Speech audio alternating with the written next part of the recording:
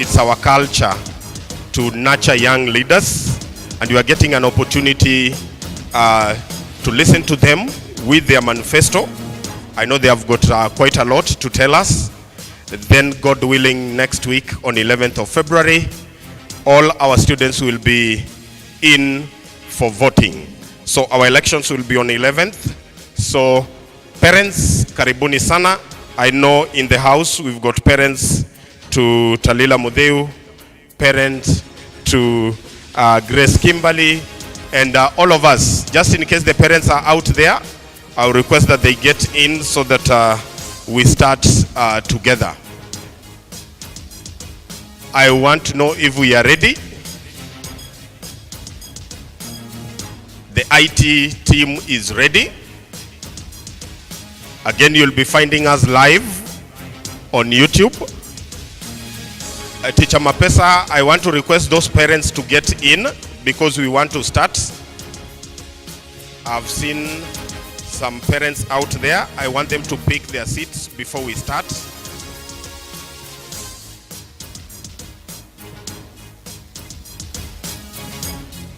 So karibuni sana wazazi. Thank you for creating time to be with us. Karibuni sana. So we will be ushering in our presidential contestants in order as I had guided us. I want a signal that we are ready.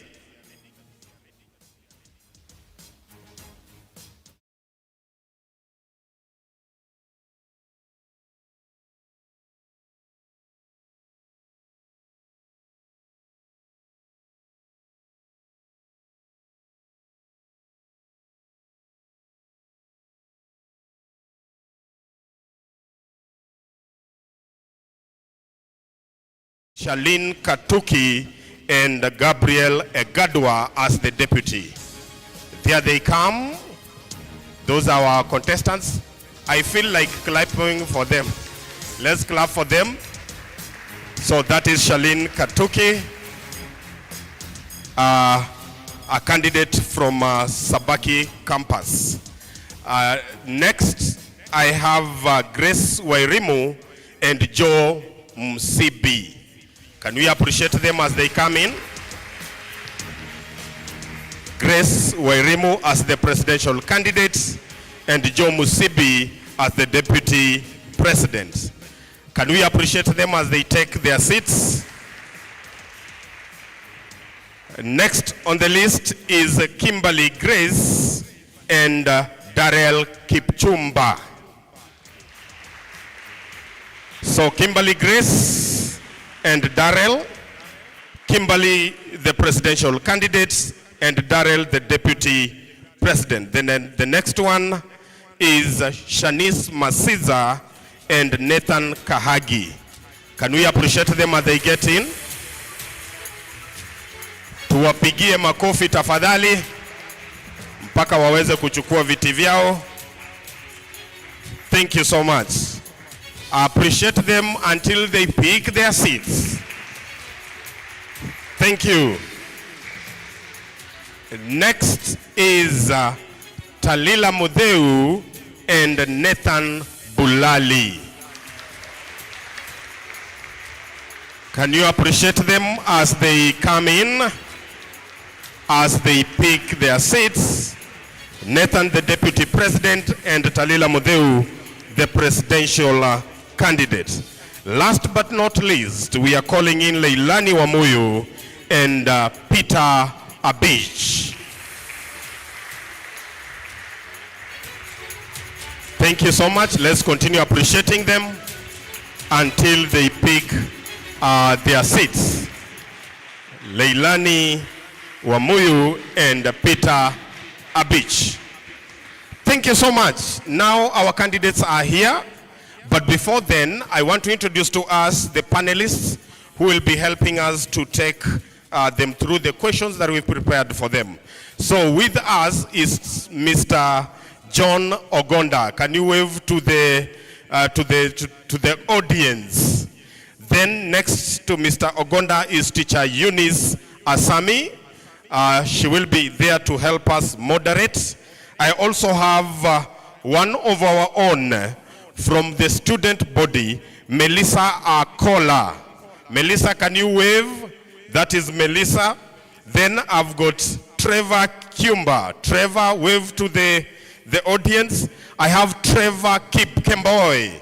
That is Trevor Kipkemboy. And last but not least, we have Raquel Imani. Thank you so much. So those will be our panelists for today. In a few, let me take us through the rules.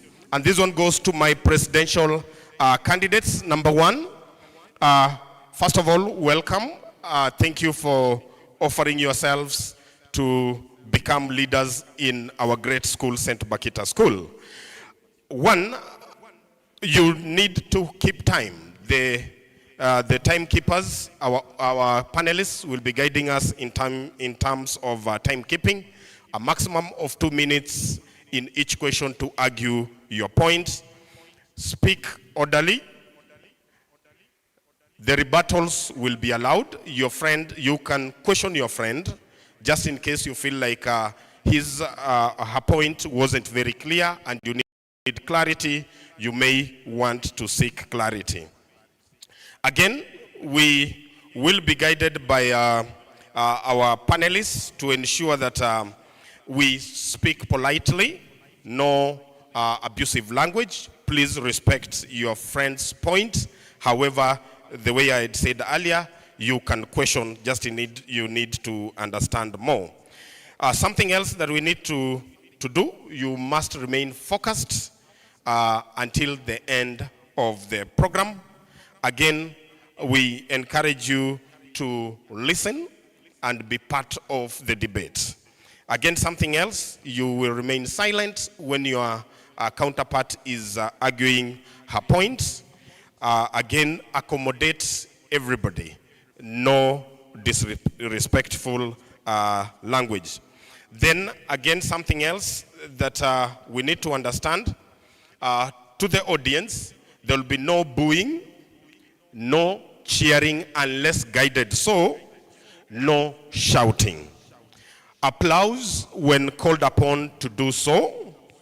Respect all the speakers. Ensure there are no personal attacks, and especially from my candidates, ensure you do not bring it personal and argue your point so that your counterparts can understand you. No false accusation.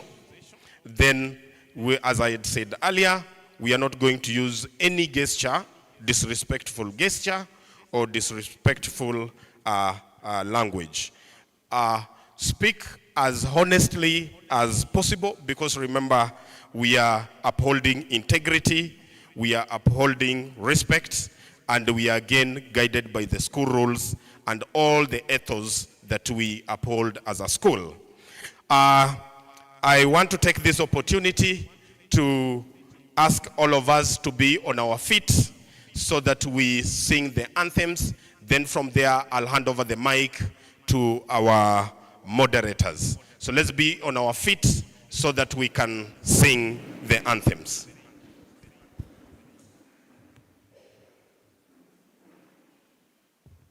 So we are doing the national anthem, one stanza in Swahili, East African anthem, one stanza in Swahili, then we'll sing our school anthem.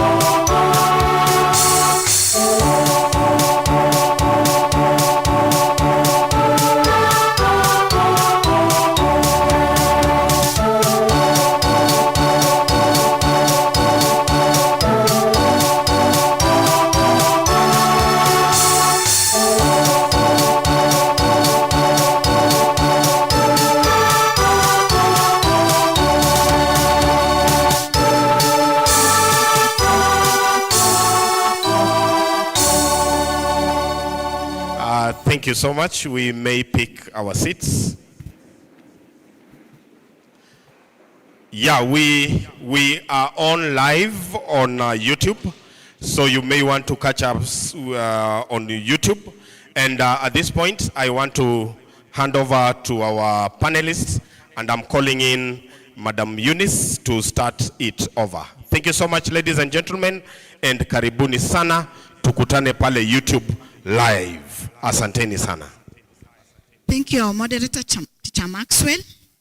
We want to start off the session, and we're excited to have you. Thank you for choosing to come and talk to us, and also tell us what are your top priorities. Your questions are going to range between leadership and vision, school discipline, academic and learning, learners' welfare and inclusivity, including a few questions that will come from the audience.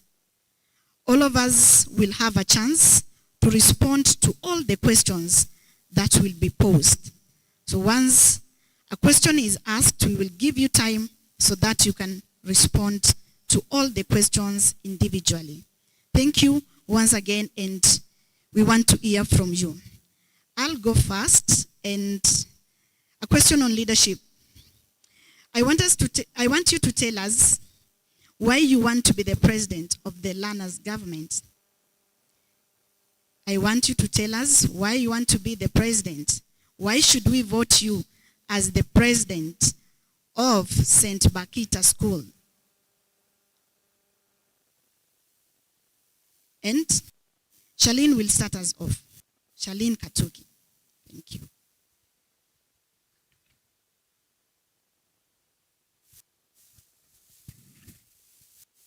Thank you.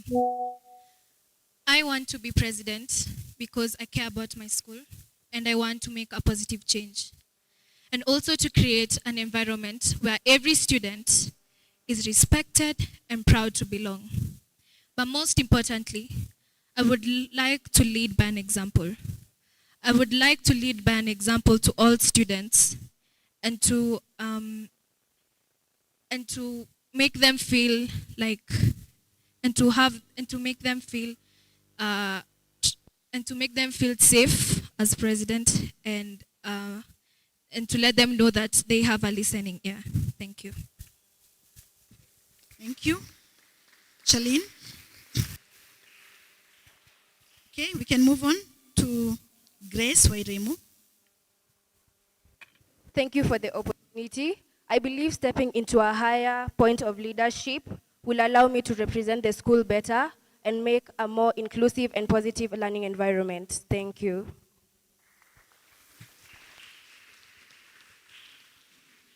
In that order, we can have Nis. I appreciate this opportunity. I believe me taking this role, I'll be able to give the learners a listening ear, lead by service, and advocate building ethical discipline. Thank you.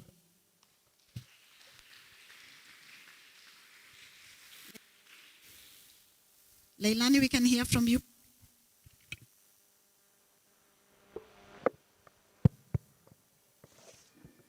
Good morning, everyone. I believe that if I'm voted in, I'll advocate for student welfare and academic excellence. I'm not just a president, but I'm also a friend to all. And I'll lead with integrity, honesty, and discipline. Thank you.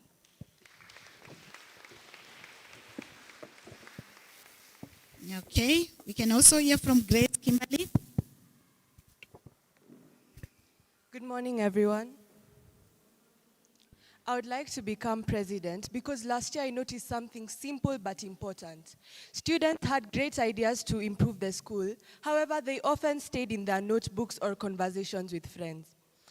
Whether it was making the school a better place by adding fun activities, clubs and sports, or making it cleaner, student voices weren't always heard. And one day during a group project, I was able to realize that students were working better and they all felt included and valued. That's when I realized that leadership isn't just about being the loudest. It's about making sure that every student's voice is heard. And also, that invited me to step up for this position. I want to be the person who listens, the person who will bring your ideas forward. I want to make sure that this school not only grows because of teachers and learners, I want to make sure that it grows because of all of us. Being president isn't just about me, it's about us. It's about making sure that every student feels proud to be in St. Bakhita School. And that's the vision that I and Daryl share, and why I am standing here today. Thank you.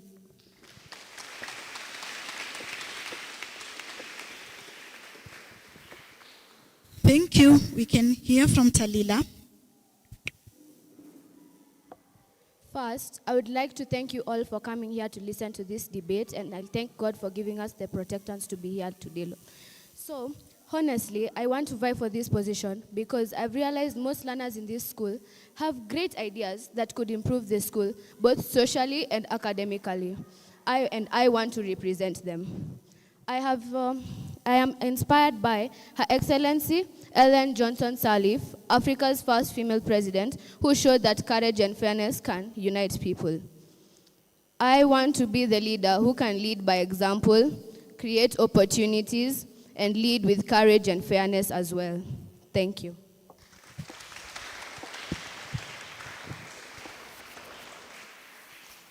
Thank you.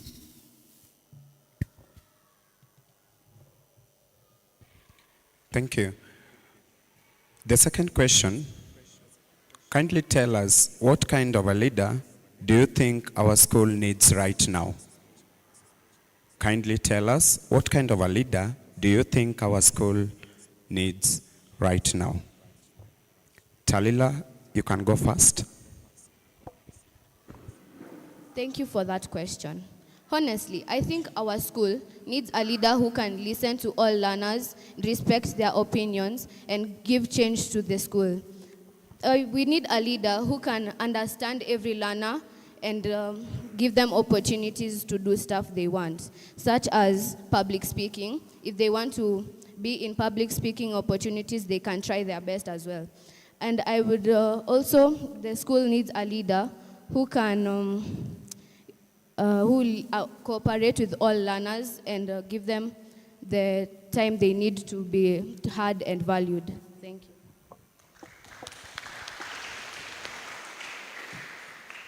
Grace Kimberly, it's your turn.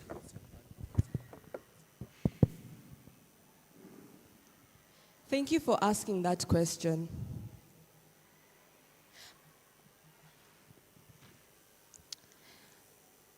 I think that our school needs a leader who is ready to implement change and ready to act as a role model and lead by example. I think that I have all of those qualities and I'm trustworthy and able to bring such stuff to the table. If you are able to elect me for president, I'll make sure that I add more clubs and sports and be a trustworthy president. Thank you.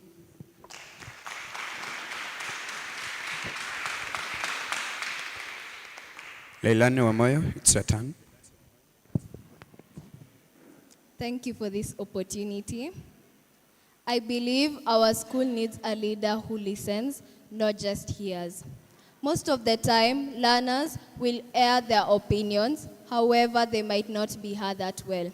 I want to be the bridge between the students and the teachers, to hear the learners' opinions, communicate with the school administration, and come to a conclusion on how we'll work together to help the school grow. Our school needs a leader who's a friend. Being a leader should not make anyone proud, and I believe that if Peter and I are elected in, we will be a friend to everyone. We want to create that strong bond with everyone so that everyone feels safe when they hear Leilani and Peter. Thank you.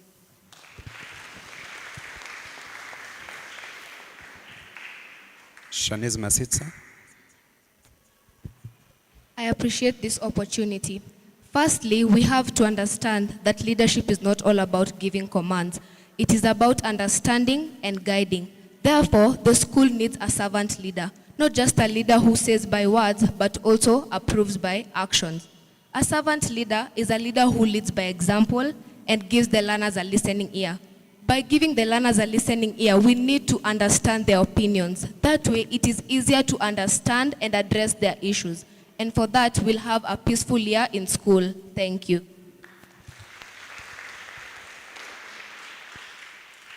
Grace Wairimu. Thank you for the question. I think I am a leader that believes in focus, teamwork, results, and solutions. As Peter Drucker once said, the best way to predict the future is to create it. Leadership is like a compass. You don't push people, you help them find direction. Thank you. Finally, Charlene Katuki. Thank you for the question. The kind of leader this school needs is, number one, an active listener. A leader who listens to the problems, a leader who listens to the concerns and ideas from students. Number two, a responsible leader. A leader who takes accountability and responsibility of their actions and their decisions. And lastly, communication. A leader who communicates well and acts as a bridge of communication between the students and the teachers. Thank you.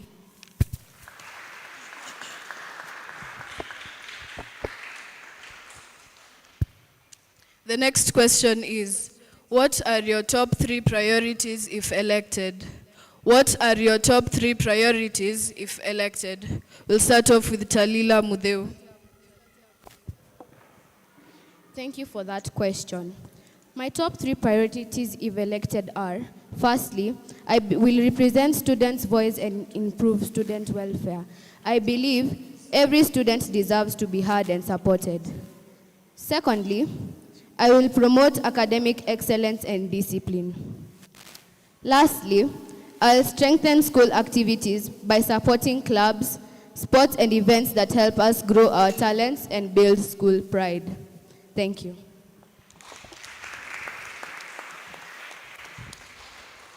Kimberly Grace.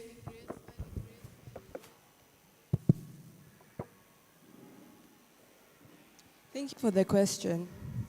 My top 3 priorities if I was elected would be improving the learners' academic excellence by sensitizing them on the importance of doing well in class, and also discipline.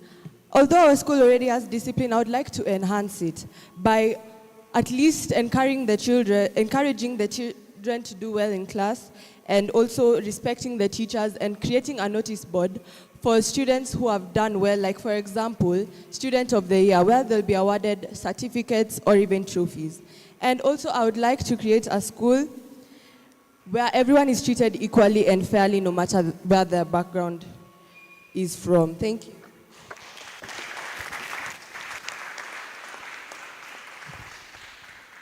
Leilani.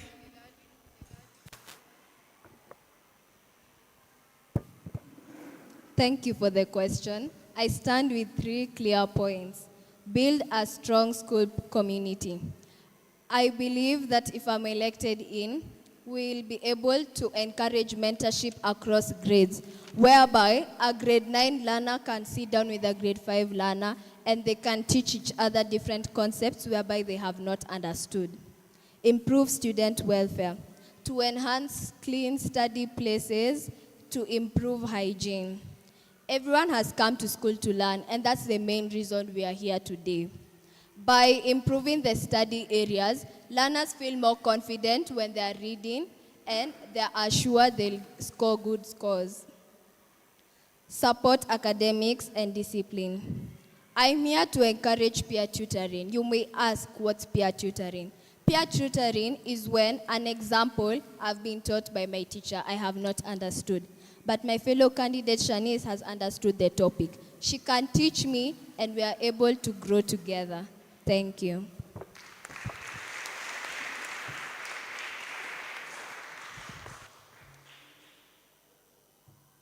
Shanice Masita. I appreciate this opportunity. My 3 visions for this year, we have number 1, building ethical discipline. I said building ethical discipline, not just any discipline. You might be wondering, what is ethical discipline? This is training our learners for the future as a better citizens, one who obeys the laws, respects themselves, and are obedient, such that they are able to stand before people and say that St. Bakhita is the school that made me. Second, we have academic excellence. By academic excellence, I mean participating actively in intra competitions, spelling bee competitions about compositions. This way, we can better our language, both in Swahili and English. And last but not least is Innovation Day. You might be wondering, what is Innovation Day? This is a day where learners' voices are heard. We get to hear opinions about our learners. What are they facing? What challenges do they think that the school needs to change? So those are my 3 promised priorities for this year. Thank you.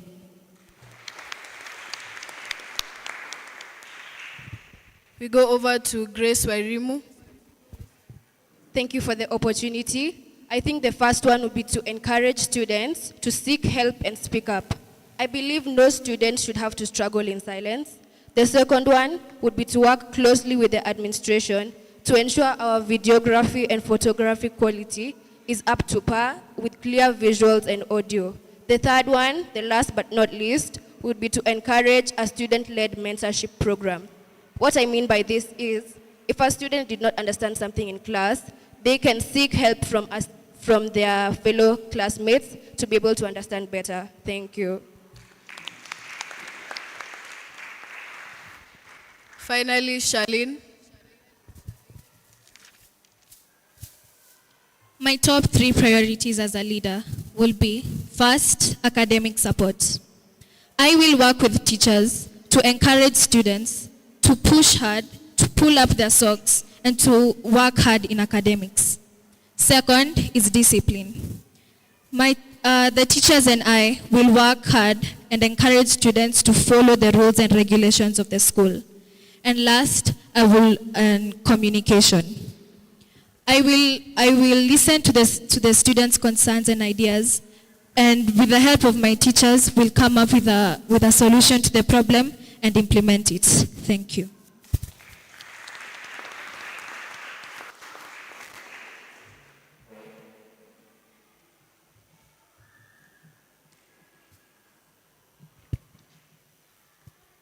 On the topic of discipline, I am asking the question.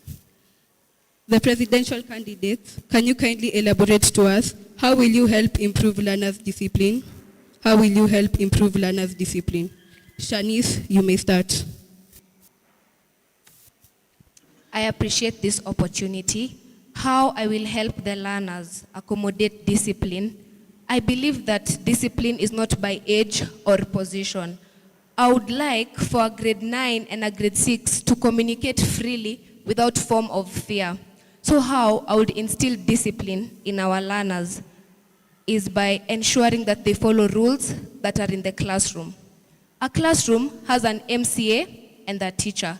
And if I happen to be the president, that will be a very nice advantage because we'll have 3 leaders.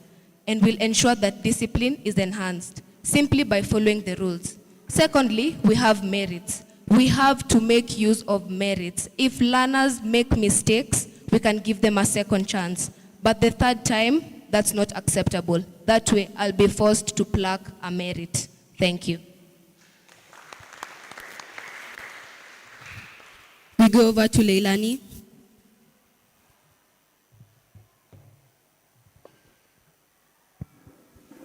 Thank you for the question. How I will improve discipline?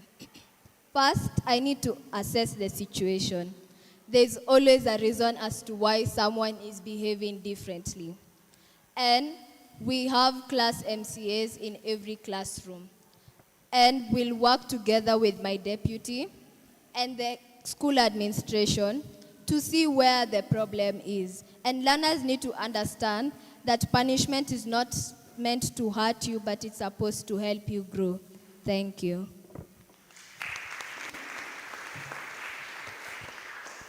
Kimberly Grace.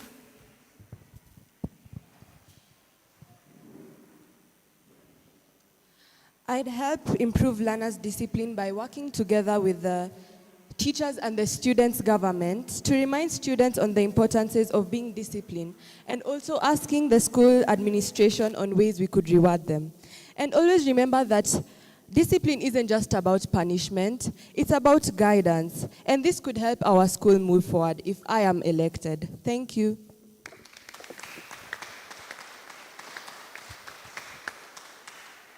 Talila Mudeu. Thank you for the question. Discipline is an important value that guides behavior, builds character, supports responsibility, and encourages excellence. First of all, I will lead by example, by following school rules, respecting teachers and fellow learners, and encourage others to do the same. When leaders behave well, others are also inspired to follow what they are doing.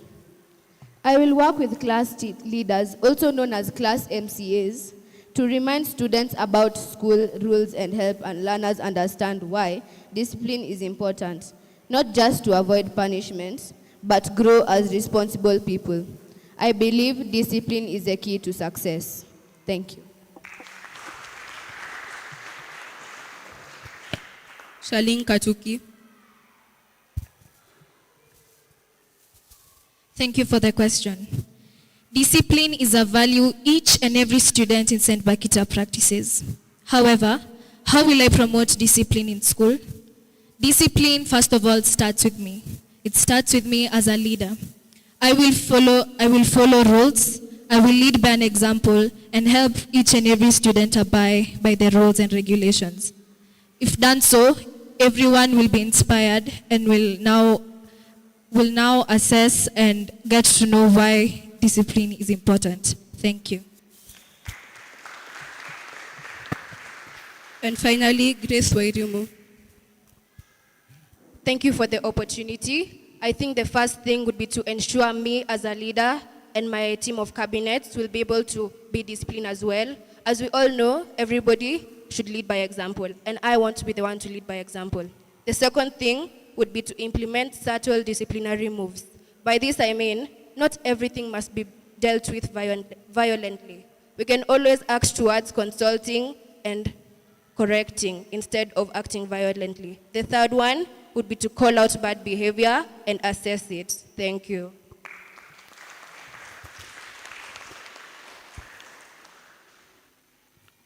If elected president, how will you promote respect between learners and teachers? If elected president, how will you promote respect between learners and teachers? Grace Kimberly, you can go first.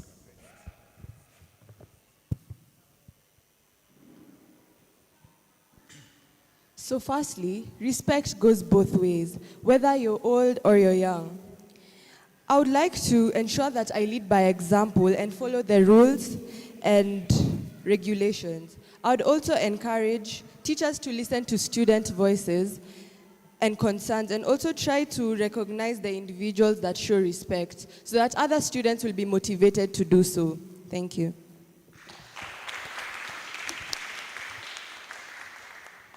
Grace Wamoyo, you can follow.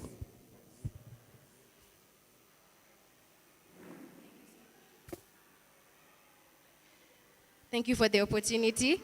The first thing would be to ensure that we create workable solutions and respectful ones. We all need respect in our school, and we need to make sure that it goes both ways. A student should be able to respect a teacher or any member of the staff, and so as the student should be able to respect the teacher. Thank you.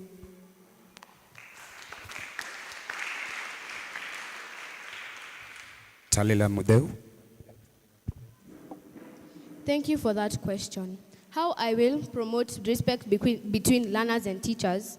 Respect is the foundation of unity. When we value each other, we build a stronger school. I will encourage learners to be polite and listen to teachers and communicate respectfully. When respect thrives, discipline becomes natural and academics excellence flows. Thank you.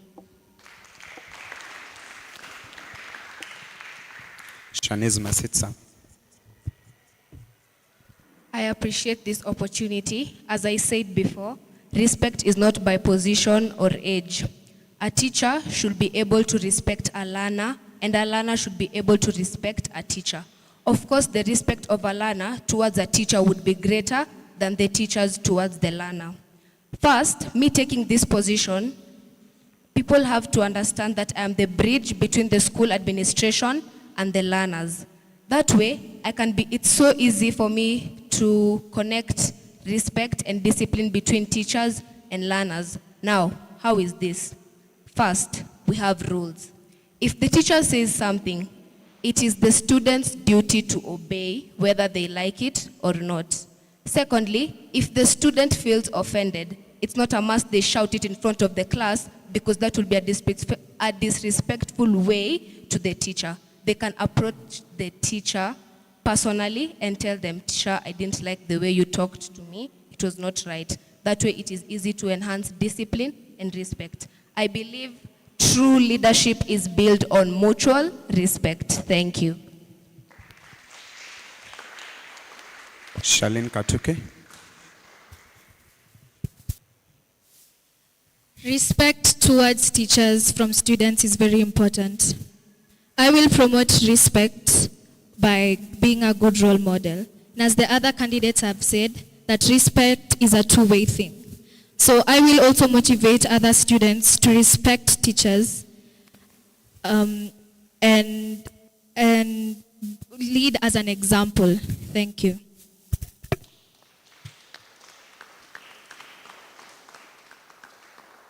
Leilani.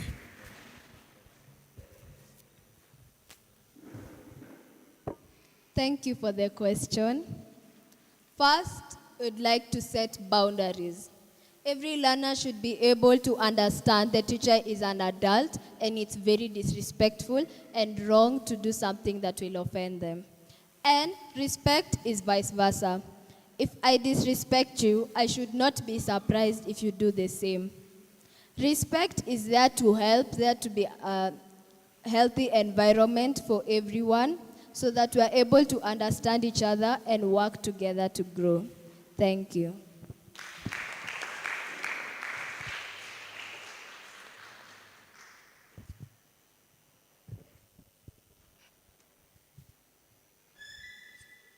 What will you do if learners break school rules? What will you do if learners break school rules? Let's start off with Leilani. Thank you. For starters, we have rules, and rules are meant to be followed. Now, if a learner breaks a rule, I will go together with my deputy and talk to that learner to understand why they did what they did, and for them to understand their offense towards the class or the person who they have harmed. Now, when they break a rule, we have a merit charting class. The merits are there to be plucked in case of any disobedience or when someone breaks a rule. And before plucking the merit, you sit down with the person and talk and come to an agreement so that they don't repeat the same mistake again. Thank you.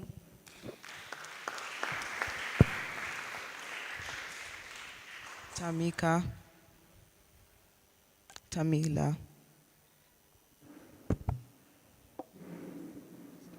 What I will do if a learner breaks school rules.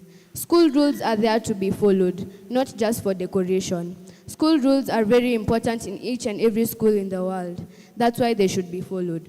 If a learner breaks school rules, I will report serious cases with teachers. I will also encourage the learner to change their behavior and remind them again of the school rules. If punishment is needed, I will ensure consequences are fair and consistent, but also give them a chance to learn from their mistakes. Discipline should guide us towards respect and excellence, not just punishment.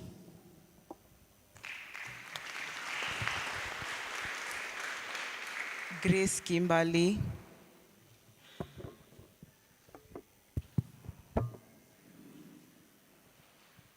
Before jumping into conclusions, I would ensure that I listen to the learner's side first.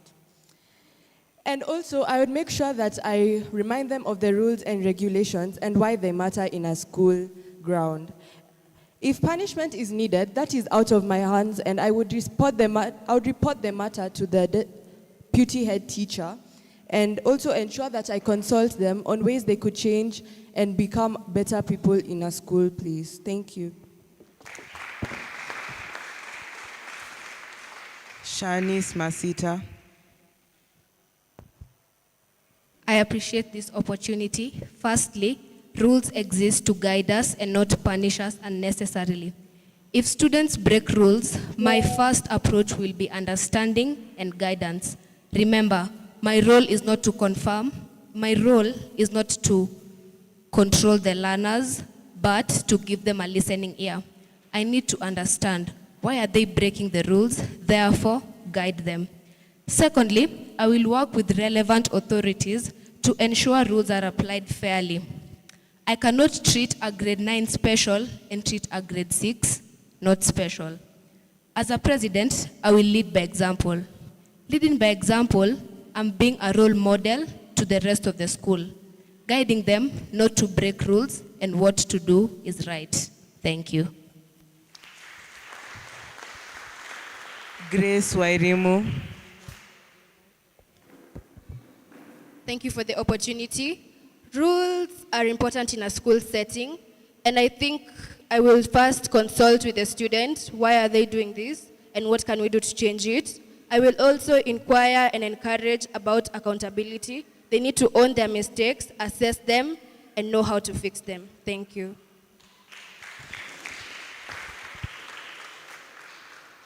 Charlene.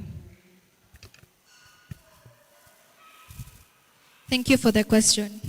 First, a leader should be understanding and not quick to jump to conclusions, as Kimberly has said. So if there is any case of a student breaking a rule, I will guide the student to follow the rule. Wait, first of all, I will listen to them. Then I will guide them to follow the rules and help them make better decisions for everyone's benefits. Thank you.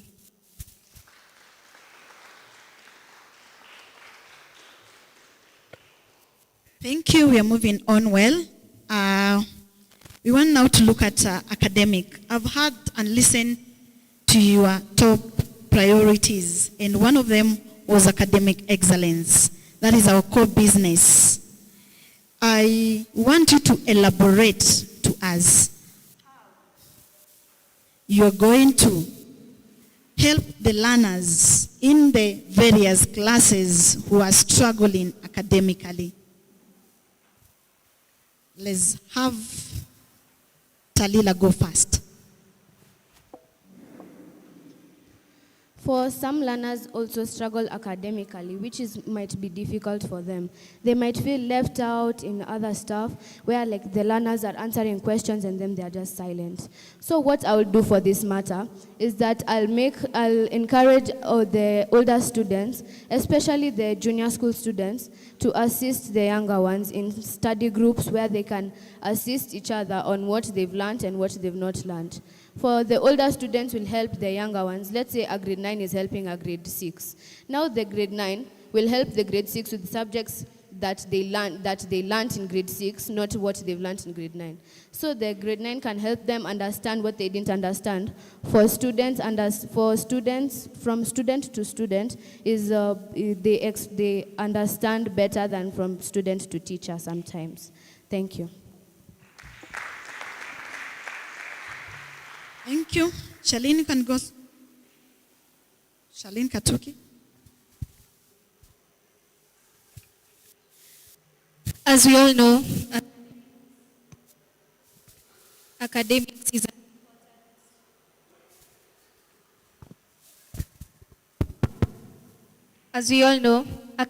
is important because it helps build problem-solving skills and analysis skills. If elected, I will work with teachers to encourage students to do well and to do more revision to achieve academic excellence. This builds their confidence and it builds their confidence and it helps them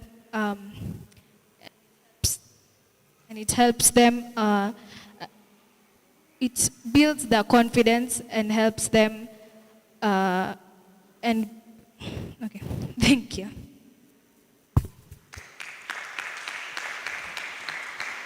Okay, we can have Leilani.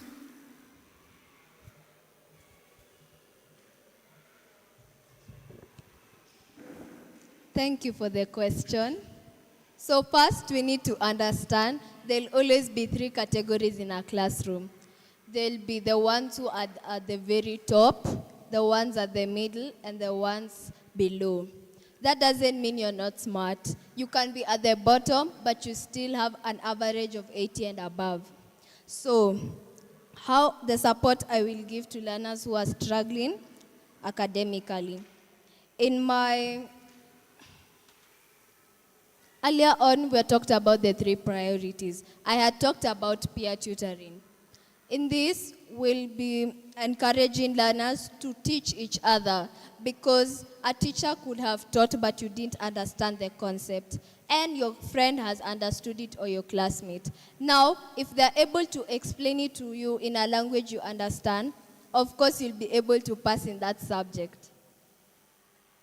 Encourage revision, because learning is not hard, it just needs practice, especially in subjects like mathematics and physics and science, where you need to do a lot of sums. You need to encourage learners that they just need to pay more attention to detail and to practice, so that they can feel more confident in themselves when sitting down for a paper or when they've been randomly asked a question. Thank you.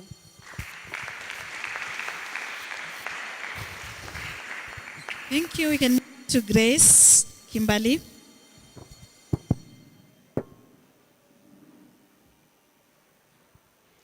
Since our teachers are transparent and easily approachable, I would ask the learners to seek help from their teachers and to work on the areas they struggle in. I'd also work with my deputy Darrell and the teachers to check on their problems and hold regular meetings to consult their parents on ways they could improve in their studies. I would also look forward to adding peer tutoring, as my fellow counterparts mentioned, and so that they'll be able to teach each other and help the younger ones understand better. Thank you.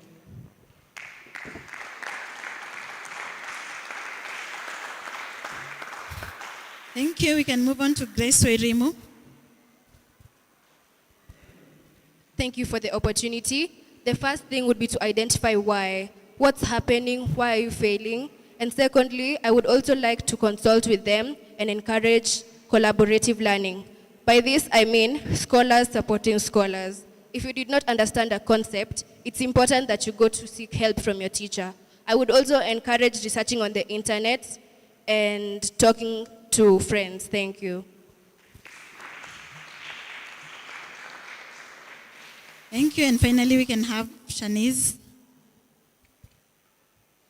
I appreciate this opportunity.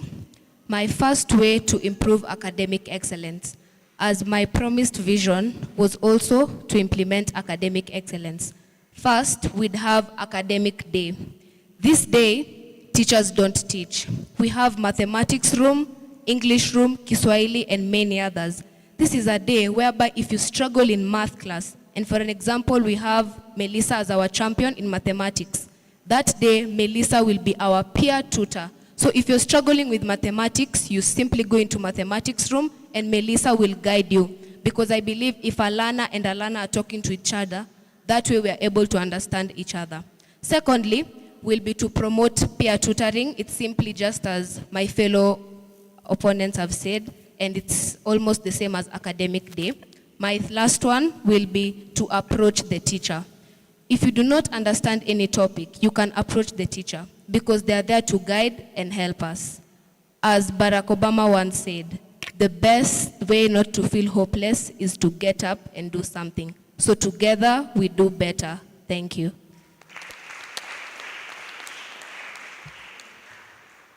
So kindly, if you may tell us, how will you encourage a positive attitude towards learning?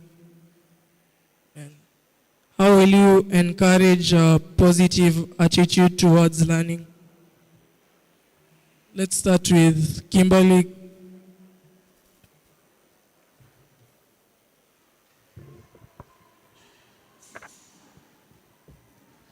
I would encourage the students to be positive in learning because, I would encourage them to do it by being positive to all subjects and ensuring that they don't put any subject higher than the other because no subject is superior.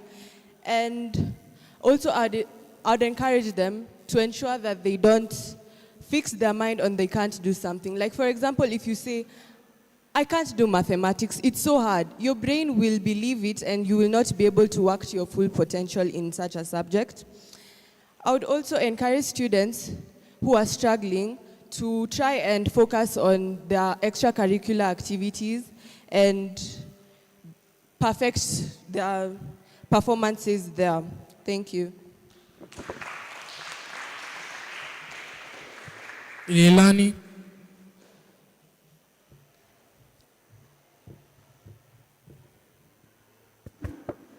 Thank you. How I will encourage a positive attitude toward learning. First, you need to have an open mind. If you're so fixated on a certain idea, of course you won't allow a new one to come in. So you need to be open-minded and to understand the points that are being passed across. Again, you need to keep a positive attitude. You need to stop categorizing subjects according to this is so hard, I can't do it. If you have that mindset, of course you've blocked your mind. So you need to keep that positive attitude. Thank you.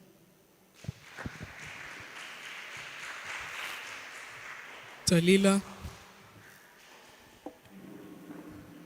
What I would do for that is that I will encourage a positive attitude towards learning by celebrating small gestures, such as if you get, let's say you got a 30 in math, we celebrate you with maybe a small gift and to make you feel better about it, to encourage you to get better marks in the rest of the subjects. Secondly, making lessons fun by adding fun activities at the end of the lesson, such as adding like fun quizzes where everyone competes to see which, let's say, row has the highest mark, and also you can do boys versus girls to see which team will have the most points as well. And learning should be something we enjoy and not fear. Thank you. Charlene.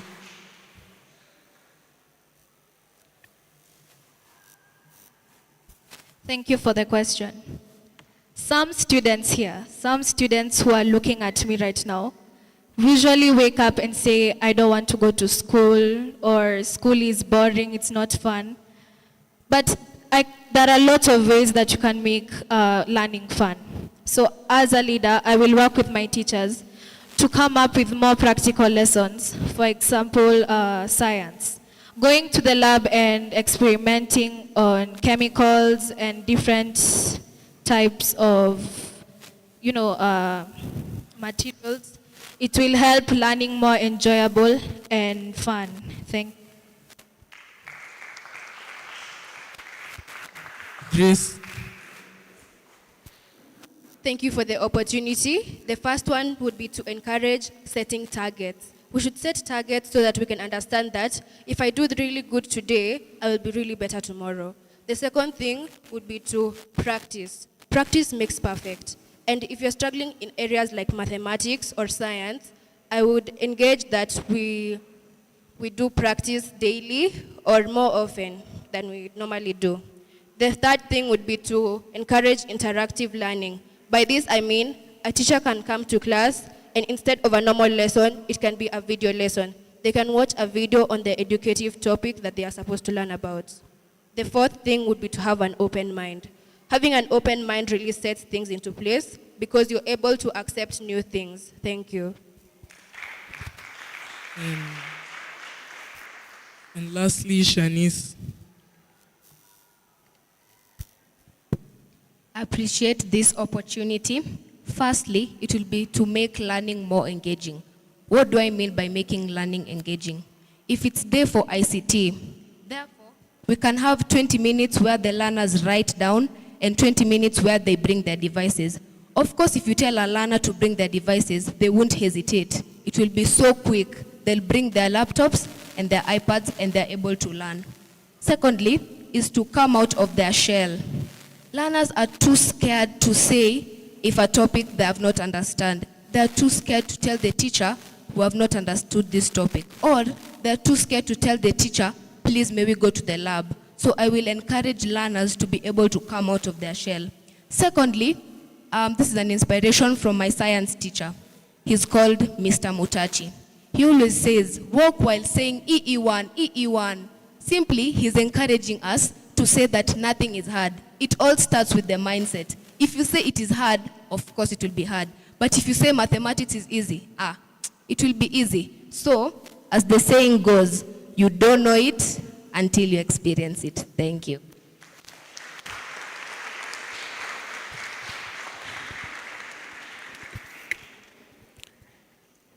We are going on so well. Allow me finish on the topic academic and learning by asking the presidential candidates how they intend to make the learners' government help in improving academic performance. How do you intend to make the learners' government help improve academic performance? Grace Wairimu, go first. Thank you for the opportunity. The first thing would be to make use of my cabinet. My cabinet secretary of education will be a good example. They can be able to follow up on children who are having problems in class. I will also ensure that they notice performance gaps. Obviously, I can't do everything by myself, so I will need his or her help in that aspect. Thank you. Thank you. Chalila Mudeu. Thank you for that question. How I will do that is that I'll organize monthly or even weekly meetings with the students' government and some learners and the class representatives as well to tell the learners how education is important to their future jobs and all of that. I'll encourage them to learn, to even read ahead of the teacher so that they can understand concepts faster so that they could get more knowledge in their head. Thank you.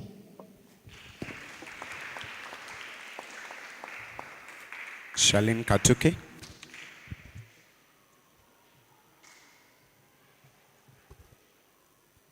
Thank you for the question. I will improve the academic performance by, for example, during parades, I will talk to students and sensitize why it is important to work hard in your academics. I will also talk to the administrations to put up posters motivating students to work hard and do well. Thank you.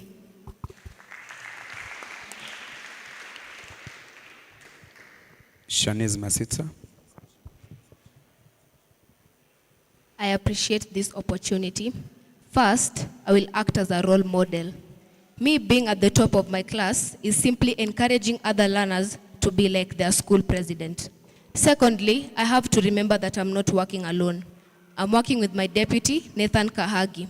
Today, we can decide that Nathan Kahagi sits with all grade 6 and does peer tutoring with them. I can also work with my CS of education. That is their role. Their main thing is education, to focus on academic excellence. Thank you. Leilani Wamoyo.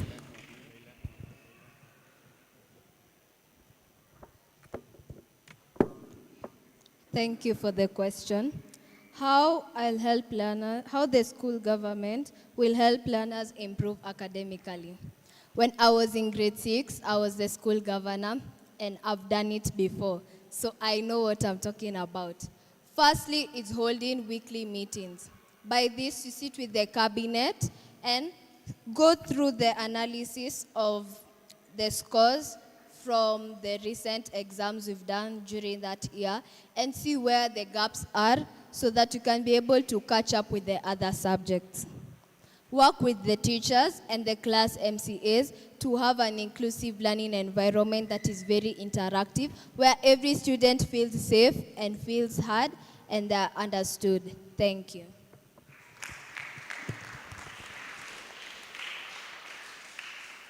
And finally, Grace Kimberly.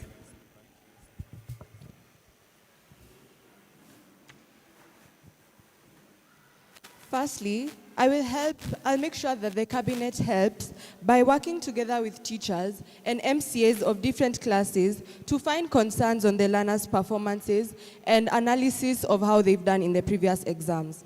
And also, I would look forward to adding weekly meetings, just like my opponent Talila stated, and see on how we could improve each and every learner's performance so that our school could be known nationwide. I'd also ensure that I create notice boards for classes or individuals that are doing really good in academic performances so that they could motivate other children to do better. Thank you.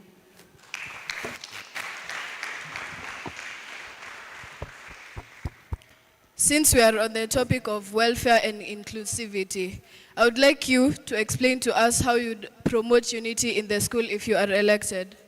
We'll start with Leilani Tho.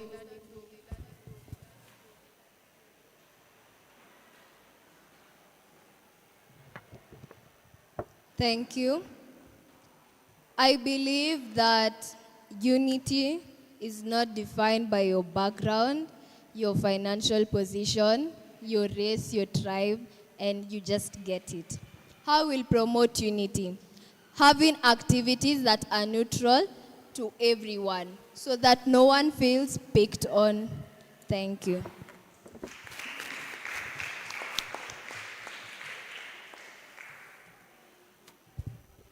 Grace Wairimu.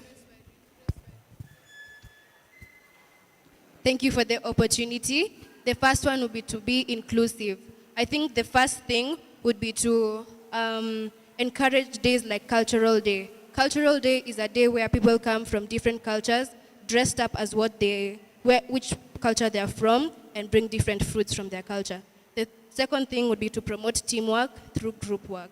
And the last thing would be to make sure that we encourage collaborative learning. By this, I just basically mean peer tutoring. Thank you.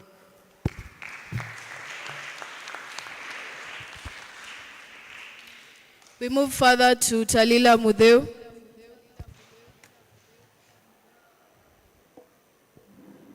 How I will promote unity in the school. Unity is a very important value no matter where you go. I will discuss with the school, with the student government and class teachers to encourage and talk to each learner that it is very important to treat every grade fairly so that we ensure no one is treated differently.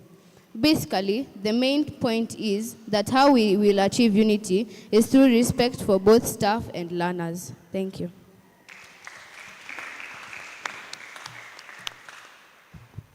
Shanit Masitsa.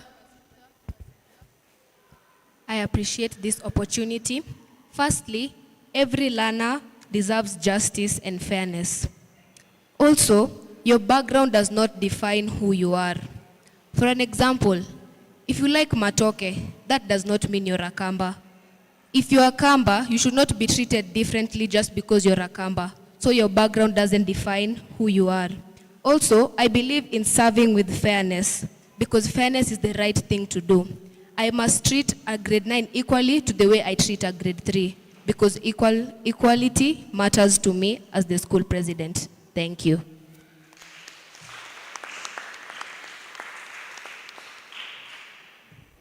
Next, we shall have Shalin Katuki.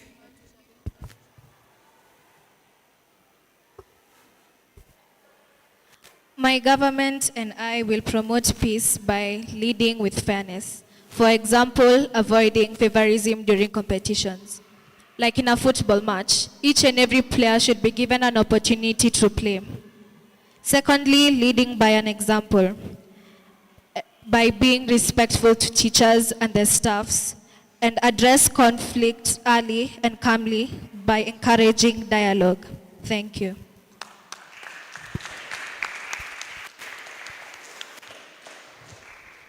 Kimberly Grace.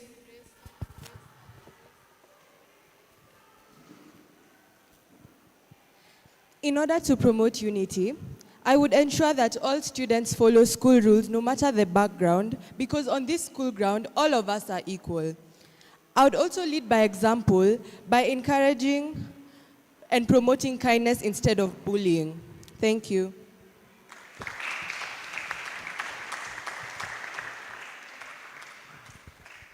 And lastly, Leilani.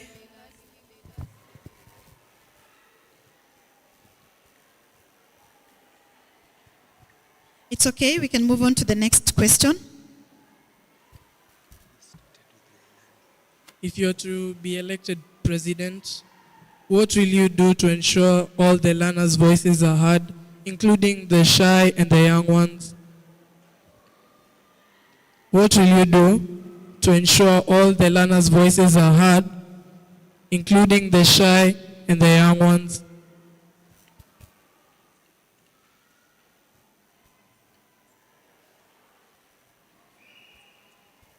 Talila, if you may start. What I would do is that I'd encourage all learners to use the suggestion box. It is found next to the head teacher's office. Although it is quite far, it is very helpful in understanding what all the learners want.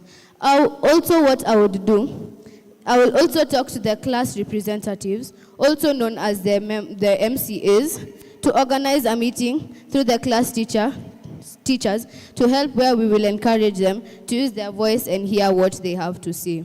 Thank you.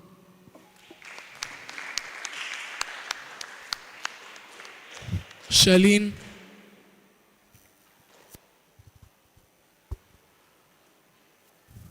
Thank you for the question. Listening for problems helps improve the school, and everyone needs to be heard. My government and I will ensure all voices are heard by being approachable. For when you're approachable, they easily open up. It is said when every voice is heard, every learner matters, and that is what makes a school a family. Thank you. Shanice. I appreciate this opportunity. The first thing I would do is to give the learners a listening ear. I need to understand what are their issues. Why are they struggling? That way, it will be easier for me to address them. As my co-opponent said, we have a suggestion box at the front office. For the shy, they can write their issues and they can place them at the suggestion box. That way, it is easier for me to access and it is easier for them not to hide under their shell. Thirdly, we have class MCAs. My job would be to take feedback from the class MCAs. They can identify the issues from every learner, therefore give me feedback. It would be easier for me to voice out their issues to the school counselor or to the school administration. Thank you.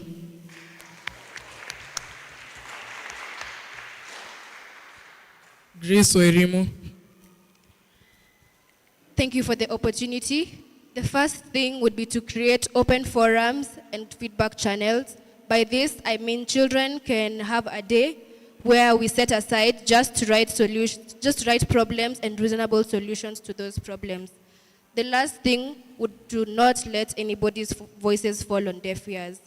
I need to listen to everybody, not just the loudest ones in the room. Thank you.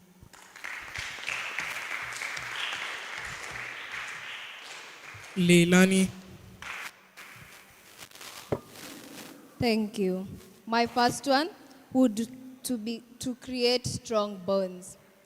Even walking around the school hallway, that small hi with a hug creates trust eventually, especially with the younger ones, because they're ever looking up to us. This way, they're able to come to you with their concerns and you're able to air them to the school administration. As my fellow candidates have stated, we have a check-in box, and in our case, in our branch, it's at the front near the admin's office. Here you can write your ideas on a piece of paper, carefully fold it and drop it there, so that Peter and I can go check the ideas, go through it with our cabinet, and present it to the school administration so that we can see how to work with each other. Weekly check-ins in classrooms to gather ideas. We'll go to each classroom daily, if it's every Monday, Wednesday, or Friday, so that we are able to get ideas from the students and also to tell them what's going on in the school so that they don't just feel like they're giving ideas and they're not getting response. Thank you. And lastly, Kimberly.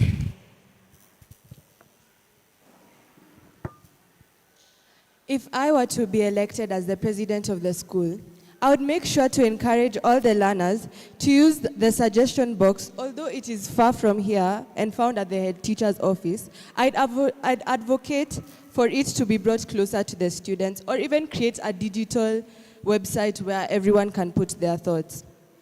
And for the shy students, I would address their concerns respectfully to the teachers or the MCAs to create comfortability between everyone, which will help everyone open up better. Thank you.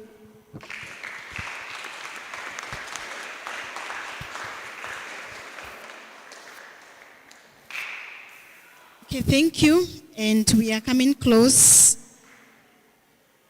to the end of this. And before that, maybe we can just have you tell us, maybe in a nutshell, you tell us why you feel that we should trust you with our votes. Why do you think that we should vote you in?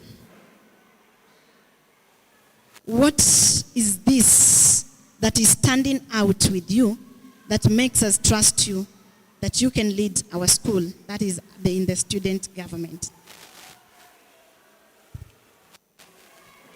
Let's have Charlene start off.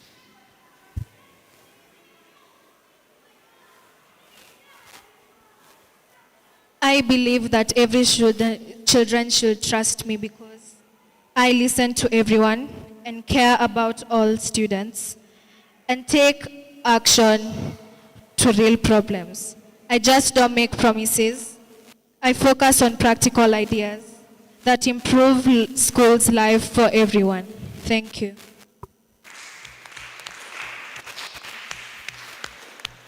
Grace, Kimberly.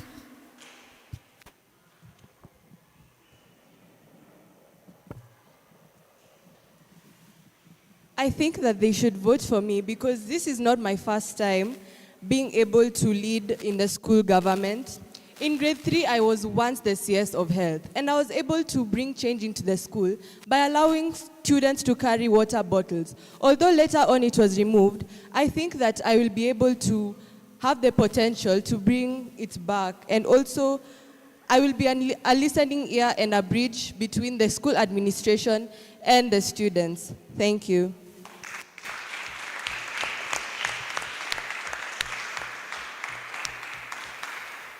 Leinani.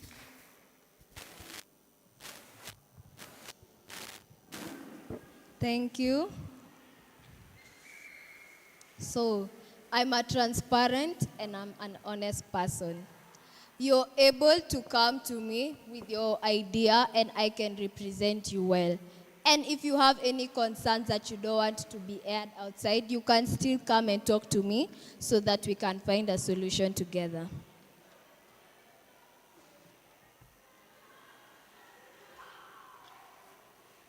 I'm a very approachable person. By this, I'm not frowning in school. I'm always welcoming and you can always come to me. Thank you. Thank you. We can hear from Grace Wairimo. Thank you for the opportunity. I firmly believe that trust is earned through consistency, effort, and transparency. I don't promise perfection, but I promise commitment and honesty. By that, I mean that I will not be lying to students every now and then. I will also be very commitful to my promises. As Kofi Annan said, leadership is about empowering others to do things they did not think possible. Thank you.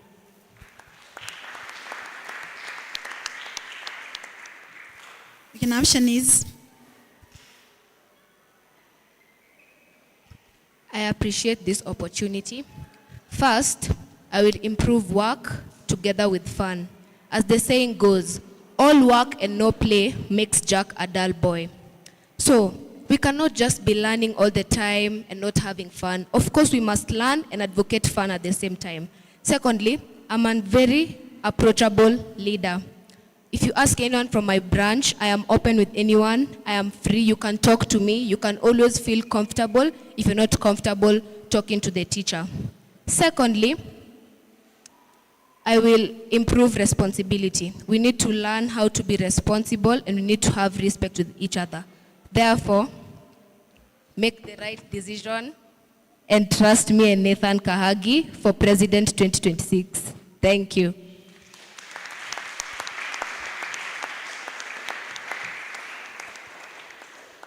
Finally, we can have Talila.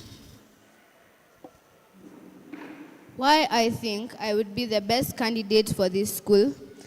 I honestly am a very approachable person. I wouldn't turn you away if you stopped me anywhere in the corridors. I would typically just listen to what you have to say, no matter if it's about how my day was, how your day was, or even about matters concerning the school. And secondly, I will lead with honesty and fairness. I will listen to all learners, implement changes that better the school in every way possible. Although I may be the youngest candidate, I believe that I can make a change in this school. Thank you.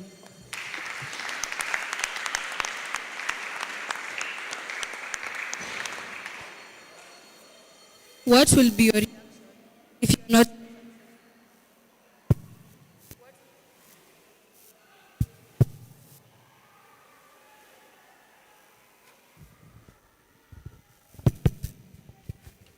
What will be your reaction if you're not the successful? What?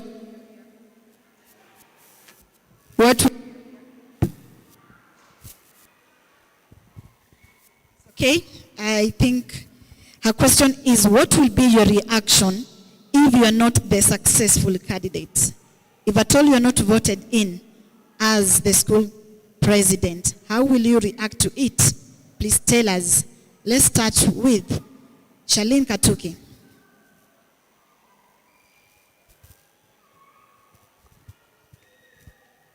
Thank you for the question. First of all, I will respect the will of the people. Then I will support the candidates. And even though I did not emerge as the winner, I will still help the successful candidates to come up with ideas that will help the school. Thank you.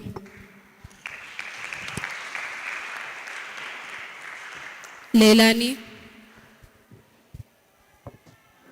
Thank you.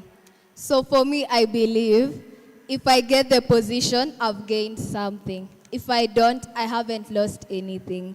So if I don't get it, of course, it's human nature to feel bad. And of course, I'll have that emotion. However, I'll congratulate the candidate who got the position and still work with them, because if, an example, Grace or Shanice gets a position, I will still work with either of them to come up with better ideas that will help the school, because we each have outstanding ideas. And I'll be very grateful for the opportunity, because not everyone was able to stand up and vie for the post. Thank you.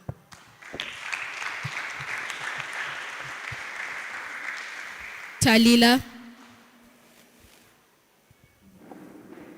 It's no matter whether I win or lose, for it's not for all people who want you to be the candidate. For what I would do, I would respect the learners' choices for who they have voted for, and accept and congratulate the people who won. I typically always say that there's always a next time. For I may also be the youngest nominated president currently right now. I could definitely vie again next year or next year but one. Thank you. Shanice.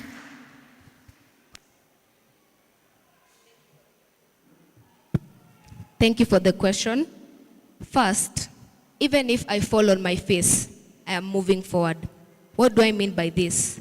That if I lose, it's not the end of the world. Rejection is redirection. I'm being directed to something better. What is this something better? For an example, if Leilani or Grace take this opportunity, I can work with them to make the school a better place. Secondly, I would want me losing doesn't mean that I am a loser, because we should prepare for the best and always prepare for the worst. Meaning, I won't take this as a bad thing, but I'd take this to give the rest a legacy of confidence, to show them that it is not bad and what's the worst that could happen if I lost. And the last thing to remember is that loss is the tuition you pay for success. Thank you.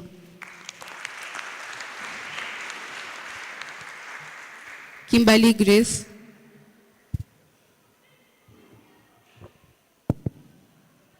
So firstly, I would respect the learner's decision and try next time, because it's not the end of the world, and failing is indeed a part of learning.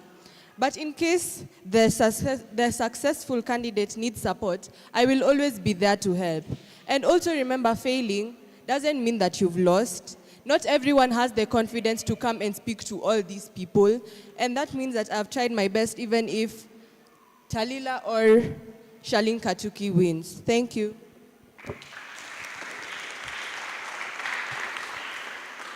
And finally, we have Grace Wairimu. Thank you for the opportunity. Firstly, I will agree with the results because I will accept that I fought to my best ability and did what I could. It will also be a place to check on places of improvement, because as we all know, we can't all be leaders. But then at the same time, sometimes a closed door is a sign to knock on a better one. Thank you.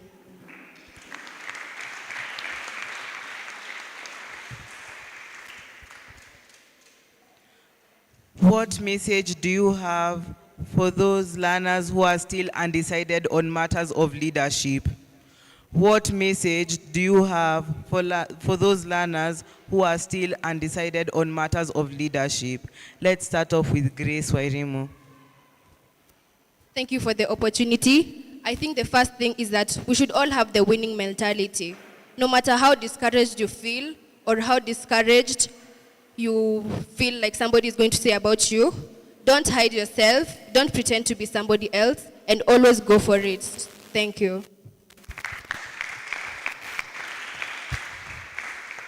Talela Mudeu.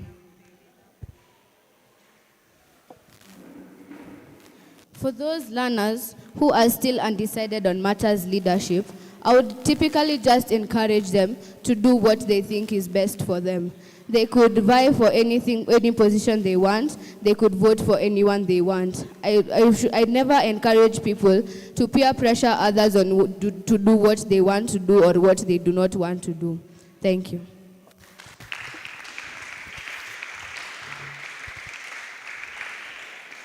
Shanice Masita. I appreciate this opportunity. First, me taking this role, I'm encouraging everyone that leadership is not about popularity, but service. As a finalist, I would love to leave a legacy of confidence, to help learners come out of their shell and to be able to speak in front of people, confidence. I would also love for learners to express their voices.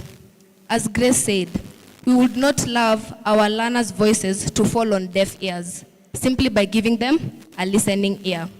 As Barack Obama once said, change will not come if we wait for some other people or for some other time. Change starts with us. Thank you.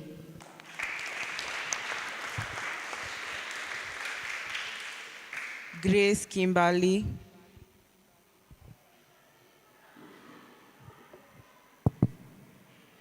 Firstly, leadership isn't just about titles, it's about service. I'd encourage them to look up to their favorite leader and also see how they care and act for their people. I'd also tell them to elect someone who brings progress, not regress, and she's standing right in front of you, Kimberly Grace. And also, if you feel like you are scared, I think that You should just find the right confidence for you to come and try something new, because who knows, maybe one of you here might be the next greatest president of the nations. Thank you.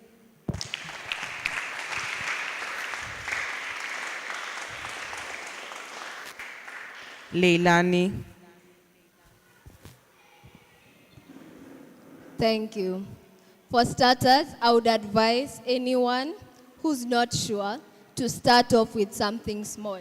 You can start by taking a leadership position by being a subject leader. That's still a good way to start off. You can progress on by being the class MCA. In this way, you know your classmates and you know how they behave. So you're able to lead them well. And unlike a talent which you're born with, leadership is something you can acquire. You can seek advice from different people who can tell you how being in control or being at the top feels like. Just like Nelson Mandela once said, it always seems impossible until it is done. And it's always the right time to begin. Thank you.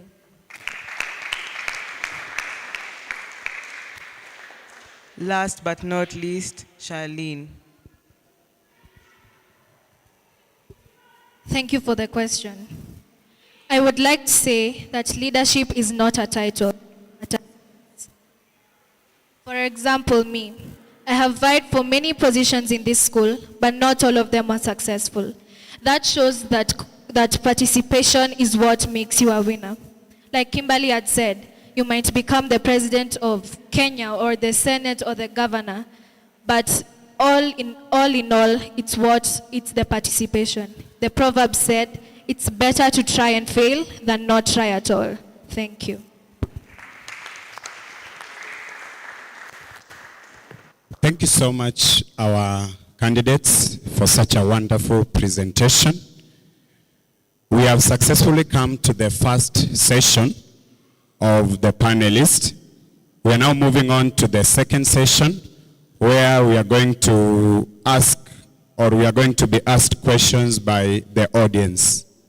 Allow me at this time to welcome Teacher Maxwell to give us in the first audience, that is Scholastica.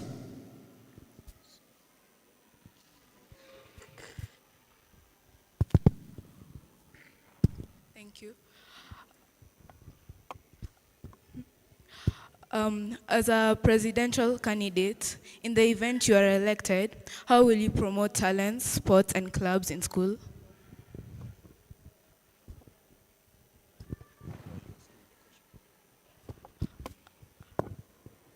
I'm asking Shanice Masitsa.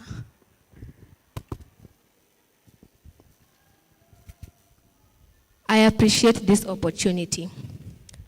How advocate learners to join clubs? We have noticed that a lot of the junior school are clubless. Therefore, my job will be to give them a listening ear. What kind of clubs do they want to be added? Why are they not joining clubs? Therefore, it will be easier for me to advocate new clubs and to have an idea of what we can do for that situation. Secondly, is to make clubs more engaging. Not all the time are meant for teachers to be teaching. As I said, pure tutoring will be encouraging for learner to learner. Of course, if I see Angel teaching me something, Angel will make a joke that I understand, and it will be easier for me to have fun and laugh. So that's how I'd make it more encouraging. Also, is to create awareness. For an example, if I happen to be elected, I can add cookery. Now, I will create awareness on cookery. Why am I bringing this club? Not just for us to eat and eat all the time, but to learn how to cook, to have fun, to teach your mate how to cook. Thank you.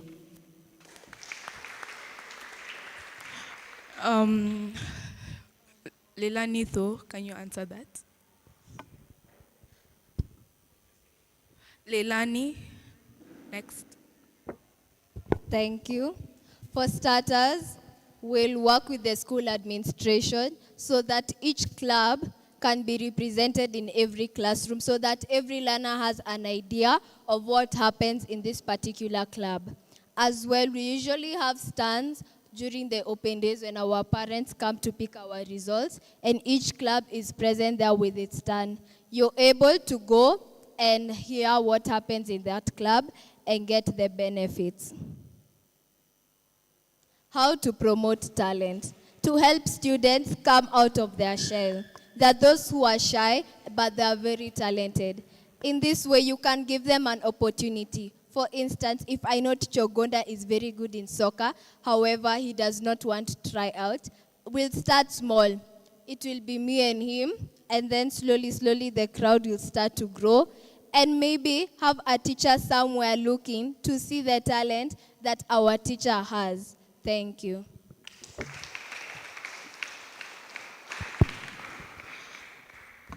Grace Wambuyu. Thank you for the opportunity. That's a very good question, and I have a very good answer. The first one would be for the clubs. I would organize club open days and trial sessions. This is a place where children can come to check out their new club before settling for one, to avoid students quitting in the middle of the year or not joining at all. The second one would be to promote talent. I would do that by organizing talent shows and talent challenges. Some selected children will be able to perform for us, and that way we can create awareness through talent shows, yes. And for sports, we will be more inclusive by adding more sports and leading by example through participating in those sports. Thank you. Talila.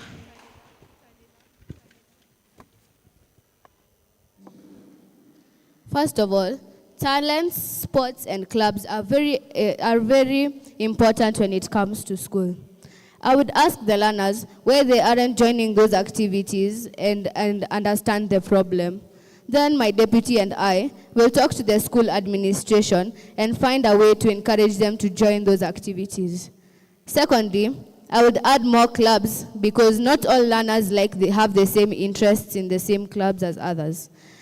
Lastly, I'll talk to the school about adding a talent day at least once each term, where learners would showcase their talents and each grade will get to participate. It would teach us to be brave and to show other learners that no matter what talent you have, people would always support you. Thank you.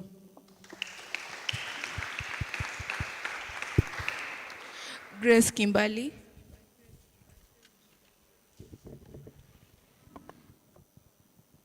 So firstly, clubs are just important as academics. I would try and sensitize the children on the importances of joining clubs. And since our school already offers a wide range of clubs, I'll look forward to adding more. For example, Cookery Club, where children that have passion for cooking or would like to improve in their culinary skills would be able to perfect their talent. Secondly, Debate. Debate Club will be able to encourage students on their confidence and air out their opinions. And through debate, we'll be able to add global events like the World Scholars Cup, MUN, and Simoon, where children will be able to be taken to places out of the country, which can help in the future. Thank you.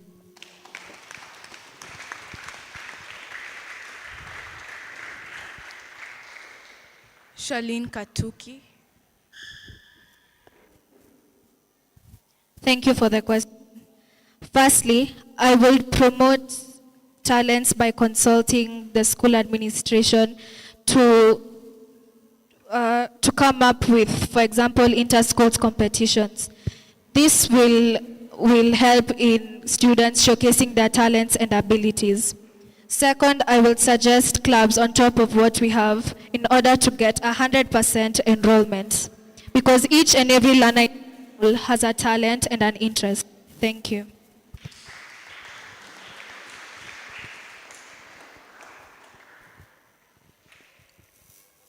Okay, we move on to the next question, and that is Carl.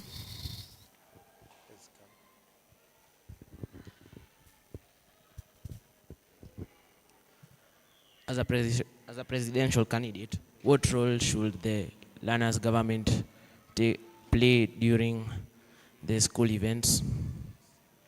As a presidential candidate, what role does the learners' government,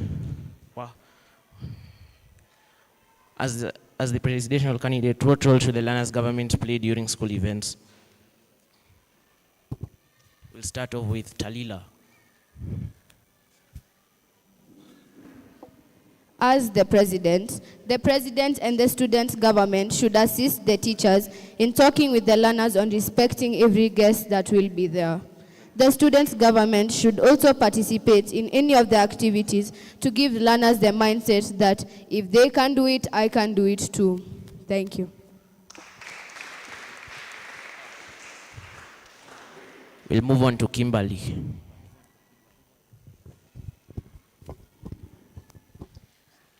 I think that the learners' government would be able to play their roles by helping the teachers schedule the times for the events and also help in the flow of the events so that it turns out successful. I also think that the cabinet should be able to bring the learners' ideas on what they would like to add in the events or suggestions on if they should carry snacks for sports days and all that stuff. Thank you.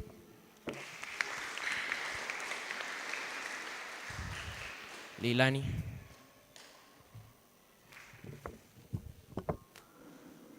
The role of the learners' government in school events is largely to guide learners. For instance, last year we had our sports day where our outgoing learners' government really played a huge role.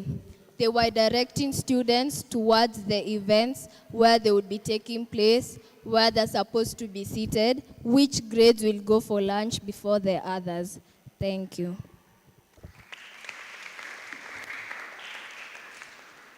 Shanice. I appreciate this opportunity. First, my role would be to act as a role model.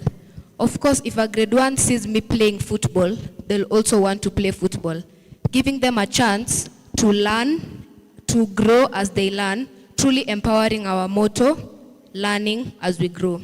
Secondly, as Leilani has said, our last sports day, our outgoing credentials played a very nice role. For an example, if I'm in Blue House, I will be the head of Blue House. That will be my role, to ensure that Blue House is disciplined, well organized, and settled. Thank you. Grace. Thank you for the opportunity. The first thing that they would do would be to promote discipline, to make sure children are in order and following school rules, even as the event is taking place. They should also be able to lead by example through participating in those events and showing children how it's done. Thank you.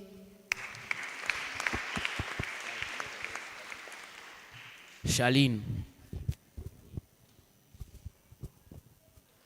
Thank you for the question. As part of the student government, my role will be to help the teachers in ensuring that everything is in place and full enrollment of the students participating in that certain event, and to help in turning out the day to be successful. Thank you.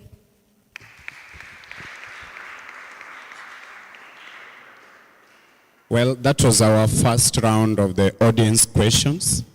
We are now moving to the second and the final round of the audience questions just before we close the interview. Coming in third is Tulani Mwandawa.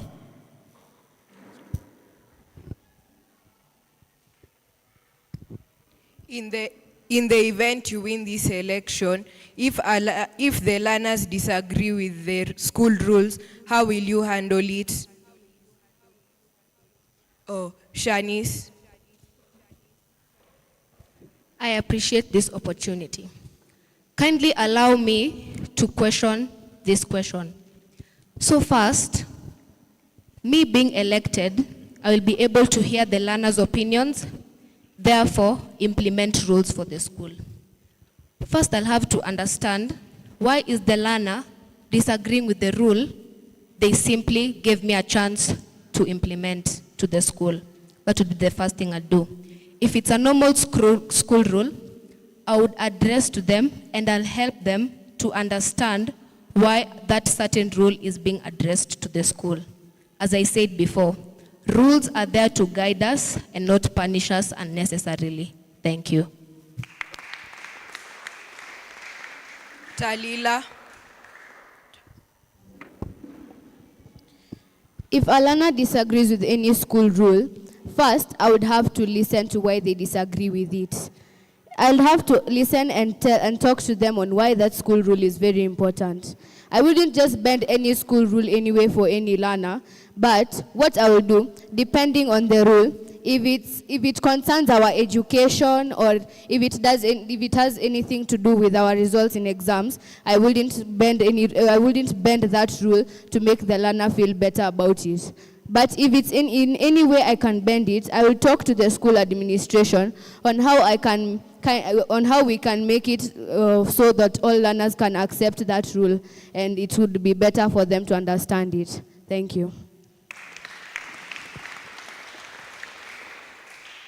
Kimbali.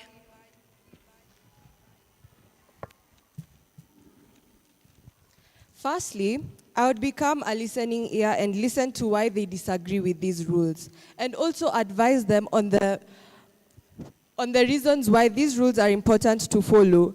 And in the event where they still disagree, I would encourage them that the already set rules are to be followed no matter what until they are changed.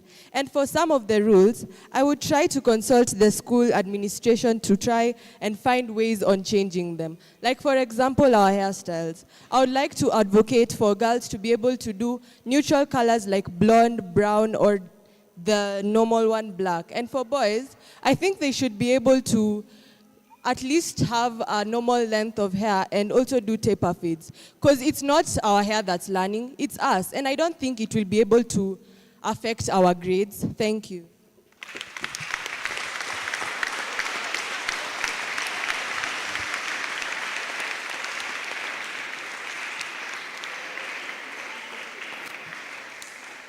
Grace. Thank you for the question. Firstly, I would like to say I listen before I decide. I would make space for them to speak for themselves so that they can really be understood from their point of view. Therefore, I will also have solved the problem through a solution and promoted confidence, because this time they know how to speak for themselves and solve a problem at the same time. Thank you.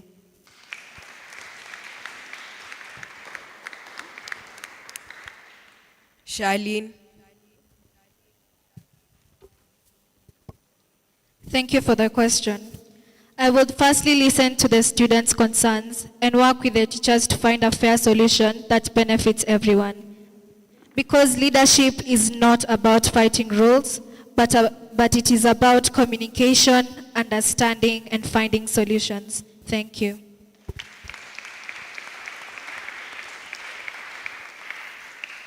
Leilani. Thank you. So for starters, I'll have to understand why they're in disagreement with that certain rule. And for them to understand that a rule is not just implemented, it has come from a certain action or an event that took place to be able to watch out for our safety the next time. And to also help learners differentiate between classroom rules and school rules. If you are not in good terms with the classroom rule, you can sit down and talk with your teacher as a class and be able to understand each other and see where to change the rule.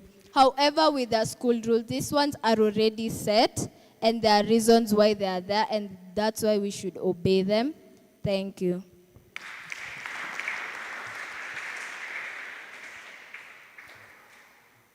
Thank you. I want to believe we are moving on well, and on to our last question from the audience, coming from Samara.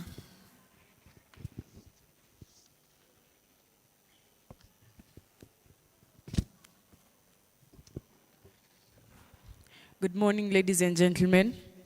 My name is Samara, and my question is, What will you do when you find your close friend breaking a school rule? We can start off from Talila. This is a very important question because no matter the age, gender, or relationship with the person should always receive the same treatment as everyone else will get. Punishment would always happen depending on the seriousness of the rule. I would also personally talk and discuss with them on why they broke the rule. Then from there, I would help them to be the best version of themselves. Thank you. We move on to Charlene.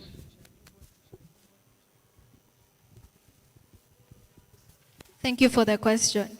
First of all, I will get to know why he or she had broken the rule. For example, if my friend Ayana breaks the rule, I will talk to her and get a reason as to why she has broken the rule. Then later on, guide her and show her what is supposed to be done. Thank you.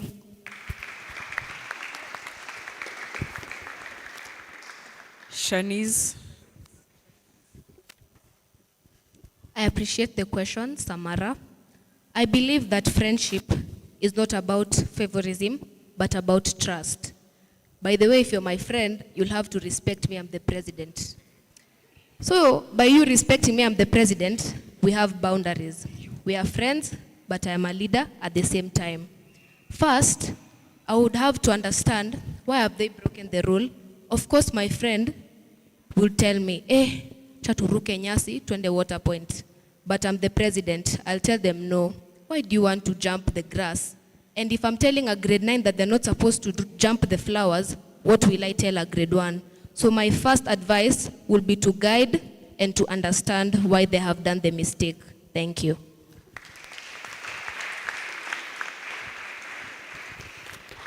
Thank you, Ms. We move on to Leilani. So, if I find out my friend has broken the rule, for starters, I'll be angry. And my friends are present here today, and they know that it's wrong. And that's one of the things my government is strongly against, favoritism. Just because you're my friend does not make you an exception to other students. Even I follow the rules. That doesn't mean you should come and break them.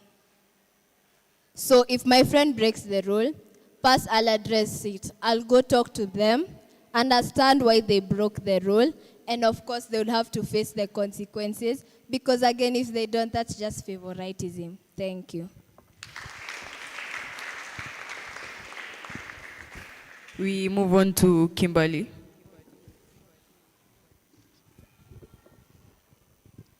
Just because you're my close friend, it doesn't mean that I'll treat you any special. I believe in equality and unity. Then I would also talk to them privately to find out their reasons for breaking the rules, and also I would act as a real friend and also guide them on ways they could change and become better students for the school instead of publicly embarrassing them or making fun of them. Thank you.